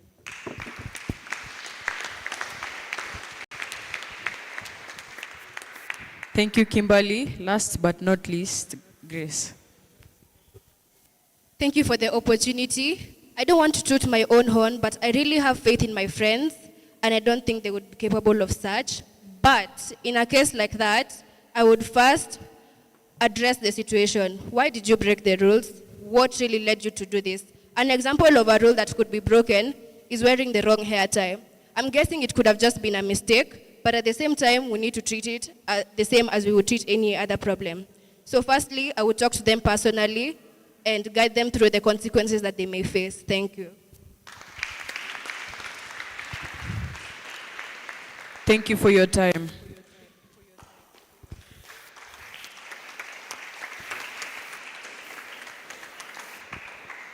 Thank you so much to the audience and to those who asked the questions from the audience. We have now come to almost the end of this, and maybe before we close, I would want to congratulate the presidential aspirants who have presented before the learners, and even the parents out there have heard you. And I want to congratulate you on your confidence. At some point, everyone was like, would they be able to speak out? And you came out so clearly. And thank you for that. I think the other learners watching you have learned from you. At one point, all of us may not be elected as the school president. Congratulations in advance for those who will be elected. And for those who do not make it, at least you tried. Always keep trying, because you never know when it is your day. Thank you also for everyone who took part, to the panelists, the parents, the other teachers, and everybody behind the scene, and also to our dear parents who are out there watching us. Thank you so much for always choosing St. Bakhita and for supporting St. Bakhita in and out of season. Thank you so much.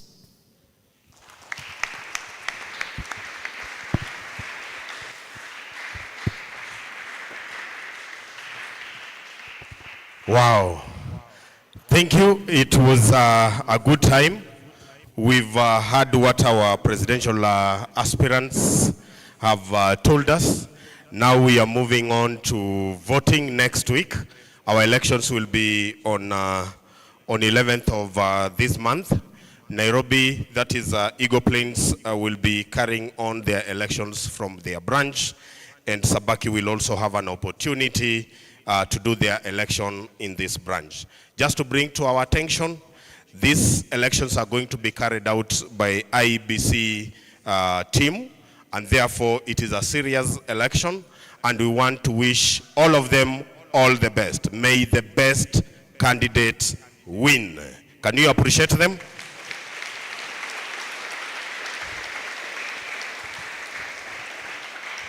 Thank you. As our moderator, Madam Eunice, has said, we want to thank all of them for offering themselves to be leaders for this school. And again, we want to stretch our thanks to our parents who joined us today just to be part of this event. And we don't take it for granted. Asanteni sana wazazi for being with us. Our panelists, thank you so much for carrying it all through. It was excellent, it was nice, and it has gone into the history that a day like today we were here to do such for the betterment of this country and for nurturing the young leaders. I want to promise you, even if you do not become president this year, I know your future, all of you, is very, very bright. Asanteni sana, can we appreciate them again? So, at this point, I want to ask all of them to stand and at least kujeni hapa mbele. Come here, all of you. Make a nice line there. I want them to take a nice photo that will go into the history that one day they were here. I want to believe you've already taken the photo. I want to give the next instructions. Yes. Is it done? Done. Thank you. The next photo is when I'm in between them. So I'll stand here.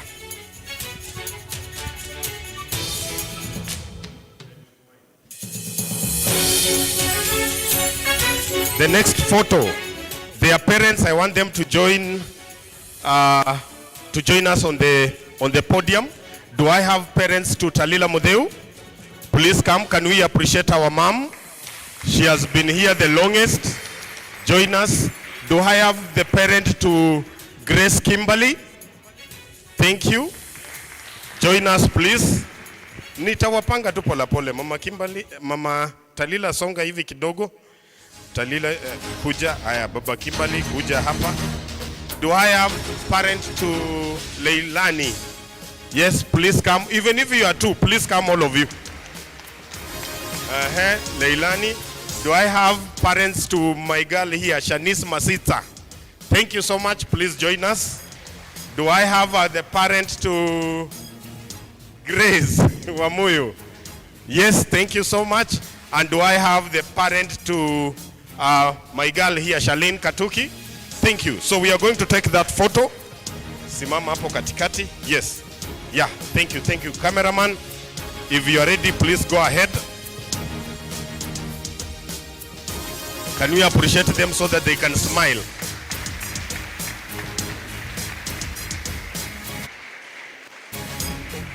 When you are done, you do like this. Thank you. Now I want Team Eagle Planes. So Team Sabaki mutanipea nafasi kidogo. I'll give you a chance. Team Eagle Planes, you with your parents. Team Eagle Planes. Team Sabaki, step aside a little bit. You will be next. Team Eagle Planes, can you move at the center? Kidogo, kidogo, kidogo. Team Eagle Planes, ndio hao. Cameraman, assure me that you are done. Can you smile, please? Mtu kama smile tutamtoa kwa picha, si ndio? Thank you so much. Please step aside. Parents, you can go back. The aspirants step aside. Team Sabaki, please join me on the stage. Team Sabaki, can you appreciate them? Yes.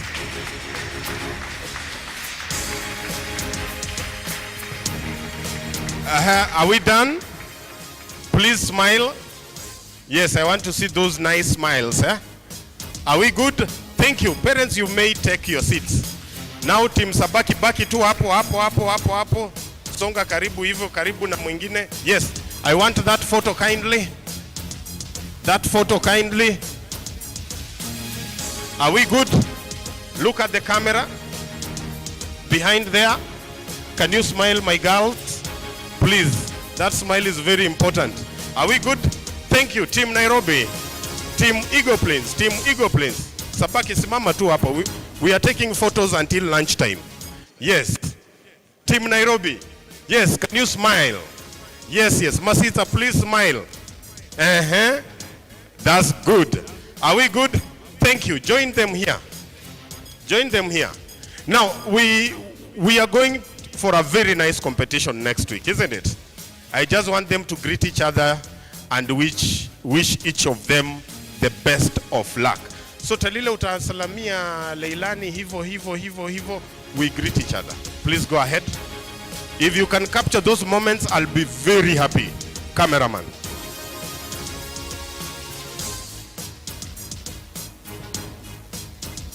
It is random. Mumayona watu soccer people when they greet. Yeah, then you go back to your seat. Masita, continue. Continue, say hi to all of them. You're appreciating everybody, wishing them all the best. Like that. Thank you so much, Kimberly. Where are my deputies? Please be on your feet. My deputies. My deputies, please join me on the stage. Boy child.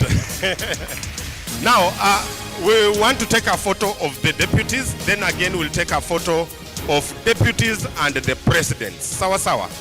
Cameraman, I don't know if I should tell my girls to go away. We are good. Aya, boys.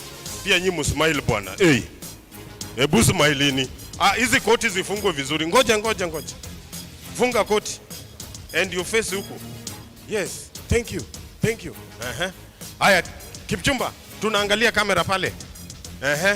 Put your hands like this, all of you. Yes, thank you.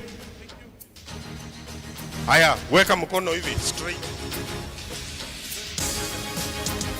Can you smile? Hey, my boys. Thank you. Musiende. The president to Nathan. Where are you? Please come. President to Nathan. Welcome. Simama hapo Masita na Nathan. President to a beach. Leilani, kuja. Thank you so much, Leilani. The president to my friend here, Joe Musibi. Thank you. The president to Bulali, Nathan. Yeah, give some space. Where are you? Karibu sana Talila. The president to Gabriel Egadwa. And lastly, the president to my friend here, Kipchumba Darrell. I want that photo, kindly, and you smile. Na munaweza toa style, nimewaachia freestyle. Munaweza fanya freestyle. Hawa ni corporate, wanakaanga kwa ofisi, hakuna styles. Yes. Wale, very good. That's good. We are good?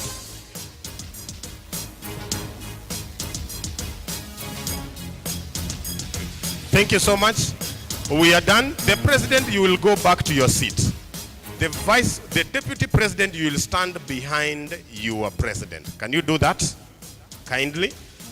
The president sits. President sits. You're a very big person in this school. Yes, then the deputies stand behind them. Nicely. Very good. Very good. I think that is it. Aha, we can smile and face the camera. Thank you. When you're done, you do like this, cameraman. Thank you. If the cameraman is done, hao wengine tutapiga picha pale nje, si ndio? Remain like that. So we want to close this event, and as a matter of fact, we want to appreciate our boys and girls for giving themselves out for leadership. It was nice having them. So we will sing the national anthem, one stanza, to call it a day. I know it is a prayer, and I know it will help us appreciate God for giving us this opportunity. Then our parents, please don't leave. We've got a cup of tea with the presidents. Imagine kwenda kunywa chai na president. Ndio hao. So parents, you won't leave the hall. I know Teacher Douglas and Teacher Paris are behind there. They will be guiding us. So I will allow my students to, my presidents to get out first. Then from there, the parents, then the students who are the audience, we will guide you from there. So at this point, I want all of us to be on our feet. We sing the national anthem and we call it a day. Teacher Joseph, just do us the first stanza and we shall appreciate. Students, can we concentrate, please? Let's sing together.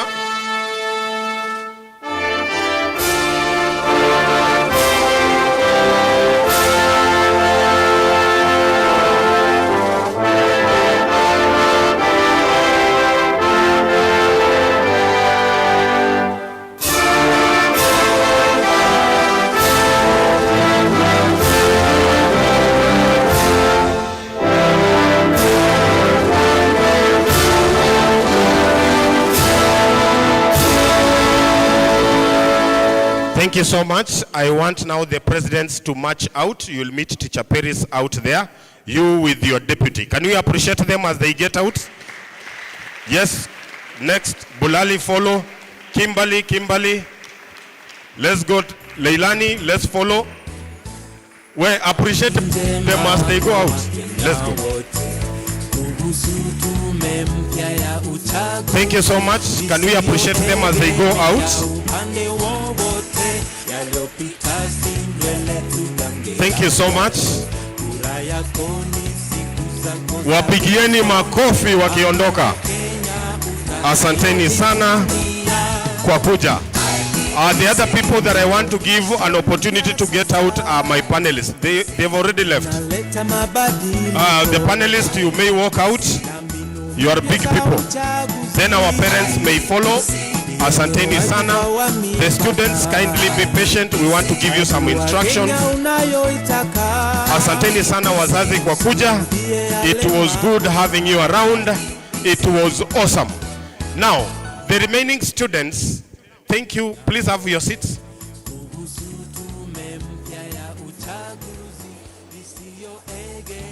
The remaining students, thank you so much. You've been very good boys and girls. You've been orderly. I like the way you behaved. You've concentrated across the debate and you followed the instructions. You didn't boo anybody. You didn't show signs. You didn't show gestures. That is awesome. So I know your tea is ready. You need to go have your tea.